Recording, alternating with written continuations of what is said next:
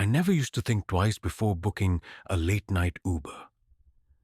It was just another ride, a quiet moment to scroll through my phone, lost in thoughts while the city blurred past.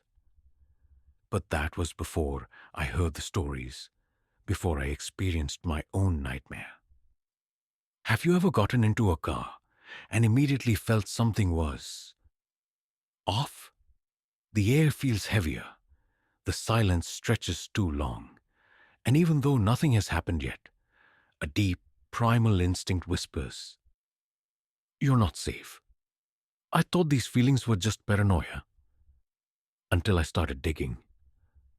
I found stories, real stories of people who got into an Uber at night and never made it home.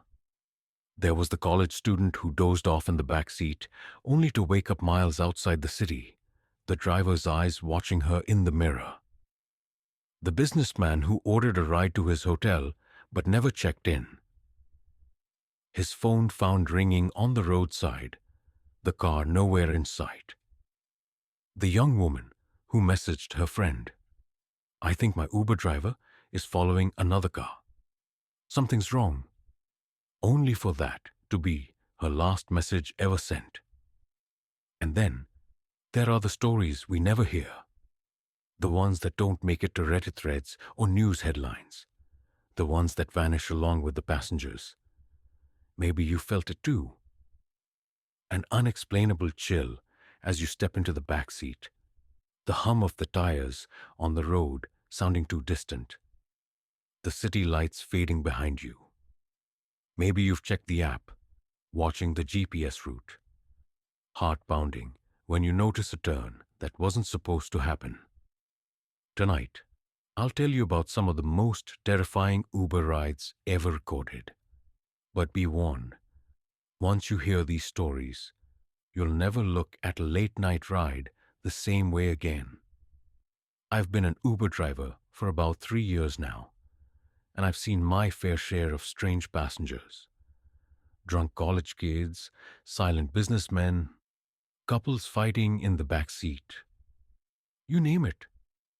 But nothing, absolutely nothing, compares to the night I picked up a passenger who wasn't supposed to be there. It was around 2:30 a.m., the kind of hour when the streets are deserted, and even the air feels heavier, like the city itself is sleeping. I was parked near an old gas station, waiting for a ride request, when my phone buzzed. Pickup location Willow Street, just a few blocks away. The profile picture on the app showed a woman named Mia. She had long dark hair and a neutral expression, like she wasn't really looking at the camera. The location was pinned right in front of an abandoned apartment complex, one of those places people avoid even in daylight. As I pulled up, I saw her standing there, a woman in a long black dress, her face slightly obscured by her hair. She wasn't moving, just standing still, almost too still. The only source of light was the flickering street lamp above, casting long shadows across the cracked pavement. I unlocked the doors. "Mia?" I called out. No response. She stepped forward, finally moving, and slid into the back seat without a word. The moment she shut the door, the air inside my car turned ice cold. Not like a chill from the AC. This was different, unnatural, like stepping into a freezer. I cleared my throat. Headed to Crestwood Avenue, right?" She didn't respond. She just sat there, her hands resting in her lap, her face slightly turned toward the window. I assumed she didn't want to talk. Some people just prefer silence. As I started driving, I kept glancing at the rearview mirror. She wasn't looking at her phone, wasn't even blinking, just staring straight ahead. Then, a few minutes into the ride, something weird happened. My phone buzzed. It was a new ride request from someone named Mia. I frowned. Wait, wasn't she already in my car? I glanced at the mirror again, my pulse quickening. She was still there, but my phone was telling me Mia was still waiting for a ride. Back at Willow Street, a cold sweat broke out on my neck. If Mia was here, then who was I driving? I hesitated before speaking. Hey, Mia? No response. I tried again, my voice a little more nervous this time. I think there's been a mistake. The app says you're still at the pickup location. Slowly, she turned her head toward me. That's when I noticed. I couldn't see her face clearly in the mirror. Just a dark blur where her features should be. Every instinct in my body screamed, "Do not look back." I gripped the steering wheel tighter. "Miss, do you need me to stop the car?" My voice shook slightly. And then she spoke. Her voice was barely a whisper, but I heard it clear as day. "Keep driving." I swallowed hard. "Where?" No answer. I glanced at the GPS. The pin for Crestwood Avenue was still there, but I had no idea if that's where she actually wanted to go. Then, just as suddenly as she appeared, the air shifted again. Warmth returned to the car. The weight in my chest lifted. I glanced at the rearview mirror. She was gone. The back seat was completely empty. The seatbelt was still fastened. The door had never opened. I slammed the brakes, my heart pounding. My hands were shaking as I turned around, expecting, I don't know, something. But there was nothing there. Just the faint scent of lavender lingering in the cold air. I checked the Uber app again. The request from Mia was still active, still waiting at Willow Street. My car's location, according to the app, showed I had never picked her up. I don't know what happened that night. I don't know who or what I had in my back seat. But one thing is certain. I never take late-night requests near Willow Street anymore. It started like any other night. I had just finished dinner and was about to call it a night when I got a notification, an Uber ride request. It was late, past midnight, but I had taken late-night rides before. No big deal. The pickup location was just a few blocks away, in front of a small diner that stayed open 24/7. The passenger's name was Daniel. His profile picture was a little blurry, but it looked like a normal guy, maybe in his 30s. The destination was about 20 minutes away. A quiet residential area on the outskirts of town. I pulled up to the diner, and there he was, tall, broad-shouldered, wearing a dark hoodie. He stood motionless under the flickering neon sign, hands in his pockets. I unlocked the door, and he slid into the back seat without a word. Something about him felt off. He didn't greet me, didn't even make eye contact. Just sat there, breathing slowly. I started driving, trying to shake off the uneasy feeling. "Long night?" I asked, hoping to break the tension. No response. I checked the rearview mirror. He was just staring out the window, but his reflection seemed wrong, like his face was slightly distorted in the dim light. I ignored it and focused on the road. The ride was silent except for the occasional hum of my tires against the asphalt. The only sound he made was the faint tapping of his fingers against his knee. Then, about 5 minutes in, my phone buzzed. Another Uber notification. "Your ride is on the way." I frowned. That didn't make sense. I was already driving Daniel. I glanced at the screen, and my blood ran cold. The notification wasn't for me. It was for him. Daniel had just requested an Uber. While sitting in my car, I felt a chill creep down my spine. Was this a glitch? Some kind of error? Slowly, I glanced at the mirror again. He was smiling now. a slow, eerie smile that didn't reach his eyes. I cleared my throat. Hey, looks like you just requested another ride. No response. I forced a nervous chuckle. That's kind of funny, right? Since, you're already in the car? His smile widened. Just a little. Something wasn't right. My hands tightened on the wheel. I casually reached for my phone to check the app, but as soon as I did, keep your eyes on the road. His voice was deep, almost inhuman. The way he said it wasn't a request, it was an order. My stomach twisted. My instincts screamed at me to stop the car, get out, run. Instead, I forced myself to stay calm. Where did you say you were headed again? I asked, trying to mask the shake in my voice. This time, he answered. I never did. A cold wave of fear washed over me. I tapped the Uber app again, trying to check the destination. But when I looked, there was no active ride. Daniel's trip wasn't listed. There was no record of me picking him up. Then, my headlights flashed over a sign on the side of the road, now leaving town limits. Panic surged through me. This wasn't the right route. I had been so distracted that I hadn't even noticed. I had driven miles past the intended drop-off point. My throat went dry. Hey man, I think I took a wrong turn. I'm gonna pull over and check the map. No.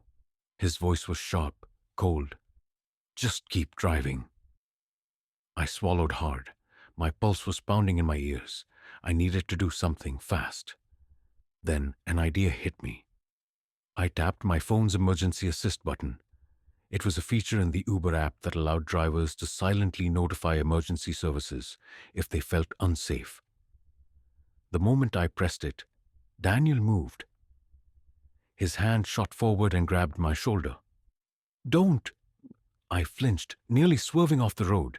His grip was ice-cold, fingers digging into my skin. Who are you? I finally asked, my voice barely above a whisper. His nails pressed deeper and then he laughed, a slow, low chuckle, like he was enjoying my fear. I'm just a passenger, he said, tilting his head. Or maybe I'm the driver tonight. My breath caught. The driver. With a jolt of realization, I glanced at the app one last time. The name on the screen no longer said Daniel. It now showed a different name. My name. The ride details had switched. According to the app, I was the passenger now. My blood turned to ice. My own face stared back at me from the profile picture. My own name listed as the ride request. Daniel wasn't real. I slammed on the brakes. The tires screeched, the car fishtailed, and when I finally came to a stop, I turned around. He was gone. The back seat was empty. The door had never opened. No footprints, no sound, nothing. I sat there, heart hammering, breath coming in ragged gasps. Slowly, I checked the Uber app one last time. No ride history, no record of Daniel. Nothing? I don't know what happened that night.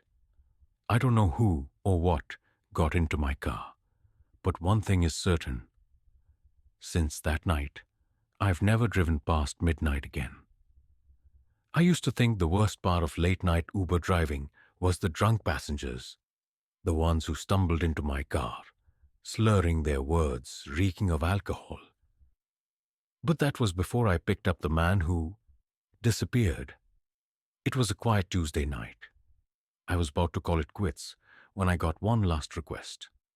Pick up, Ashford Bridge. The name alone sent a small chill through me. Ashford Bridge was an old abandoned overpass on the outskirts of town, a place surrounded by nothing but trees and darkness. I hesitated. Who would be waiting for a ride there at this hour? I almost ignored it, but then I saw the payout, double the usual fare. Someone was willing to pay extra for this ride. Against my better judgment, I accepted. As I approached the bridge, My headlights sliced through the thick fog, rolling in from the river below. And then I saw him. A man in a dark suit, standing perfectly still at the edge of the bridge. His posture was unnaturally straight, his face hidden beneath the shadow of his hat. I stopped the car and hesitated before unlocking the doors. Something about him made my stomach twist. Still, I forced a polite smile and said, "Uber for Adam?" He didn't move at first. Then, in a slow, deliberate motion, he turned his head toward me. His face was pale, too pale. Without a word, he opened the back door and got in. The moment he shut the door, the air in my car changed. It felt colder, heavier, like I had just entered a crypt. I tried to shake off the unease. "So, heading to Millstone Apartments, right?" Silence. I glanced at the rearview mirror.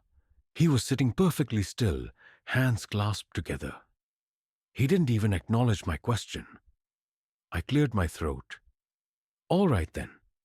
Should take about 15 minutes. I pulled away from the bridge, watching as the fog swallowed it behind us. The drive was silent. No phone scrolling, no coughing, no shifting in the seat. Just complete, suffocating stillness. I checked the mirror again. He hadn't moved. His face remained half hidden under the brim of his hat, but something felt wrong. His reflection in the mirror was blurred. I blinked, gripping the wheel tighter. Maybe it was the dim light? The fog outside? I didn't know, but I had the strongest urge not to look at him directly. The further we drove, the more unnatural the silence became. My ears started ringing, like the world outside the car didn't exist anymore.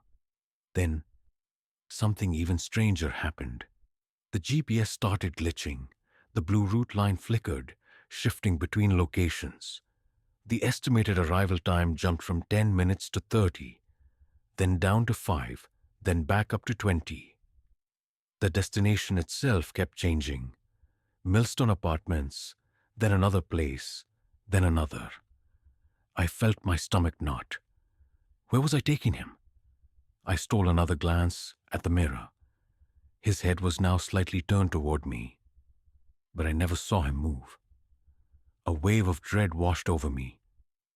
Had he been watching me this whole time? I wanted to ask something, anything, to break the suffocating silence, but my throat was dry. My fingers trembled on the wheel. Then, just as suddenly as the glitching began, the GPS went blank. No destination, no route, just an empty screen. I exhaled sharply.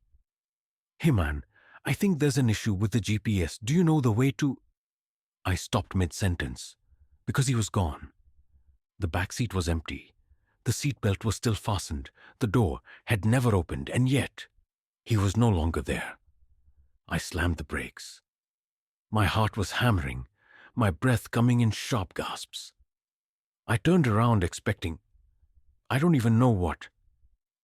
But there was nothing. Just the faint scent of something old, like dusty fabric left in an attic for years. I stared at the empty seat, my mind racing. Had I imagined the whole thing? Number the app still showed an active ride. His name, Adam, was still listed as my passenger. But he was gone. A chill ran down my spine as a new thought crept into my mind. What if he had never really been there? What if I had been driving? Alone this whole time. Shaking, I tapped the end ride button on my phone. It processed for a second, then flashed an error message. Passenger must be dropped off before ending trip. I froze. I checked the rearview mirror one last time. And then my phone buzzed. A notification from Uber. Your passenger has arrived at their destination.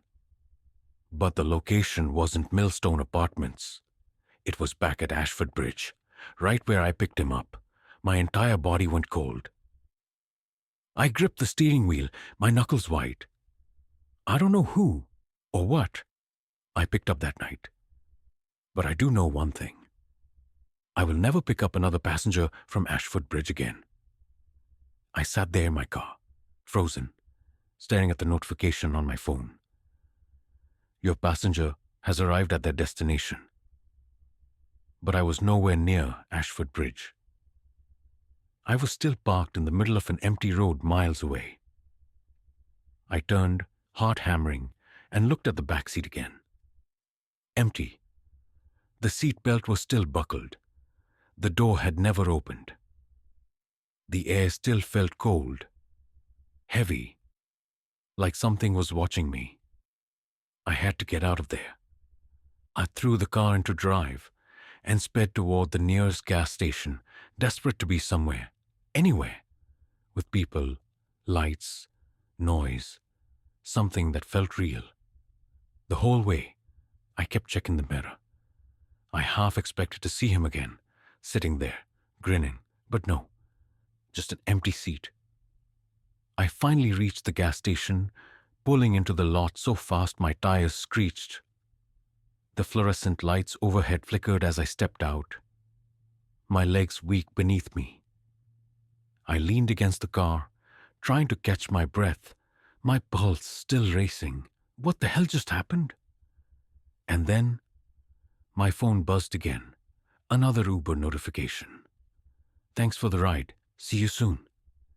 A chill slithered down my spine. No.